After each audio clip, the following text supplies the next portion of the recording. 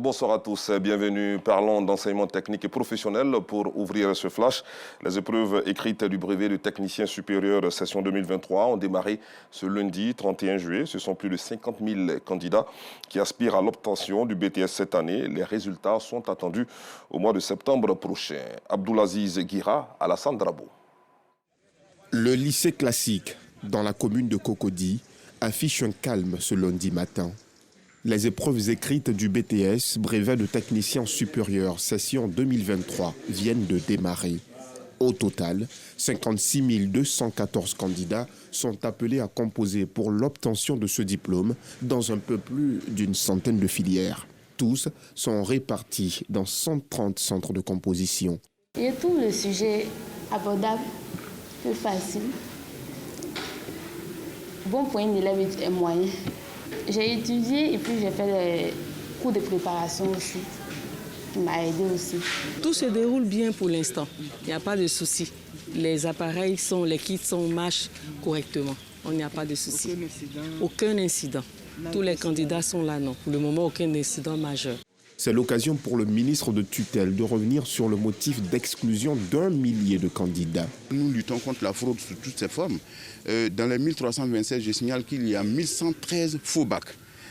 Il y en a qui viennent s'inscrire avec des faux bacs, croyant que ça passera sous les radars. Non, non, ça ne passe pas parce que nous sommes en étroite collaboration avec la DECO, du ministère de l'Éducation nationale, et nous vérifions tous les bacs qui nous sont présentés. Donc, on a 1113 faux bacs, 19 faux BT, c'est-à-dire brevet de technicien, et le reste, bon, c'est soit de fausses attestations d'inscription en année préparatoire, soit un nombre insuffisant d'années de préparation du BTS. C'est ainsi qu'on se retrouve avec 1327 exclus et non 3000.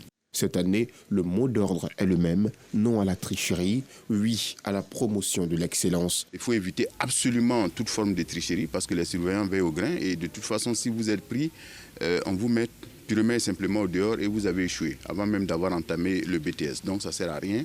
Ce qu'on demande aux apprenants, c'est l'excellence. Voilà, la Côte d'Ivoire de demain va se bâtir à partir de l'excellence et non à partir de la tricherie. La Côte d'Ivoire observe une baisse de candidature de près de 8% par rapport à l'an dernier. En 2022, le pays a enregistré 61 002 candidats à l'examen du BTS. Direction la commune de Port-Bouët, précisément à Gonzagueville, où un conflit terrien oppose deux vendeurs. Une situation qui plonge l'une des parties adverses dans la désolation suite à l'arrestation de ses alliés. Pour trouver une issue favorable à la demande de libération des détenus de leur rang, elle a organisé le week-end dernier une conférence de presse en présence de Yacouba Koulibaly et Assita Diarra. Reportage à suivre tout à l'heure.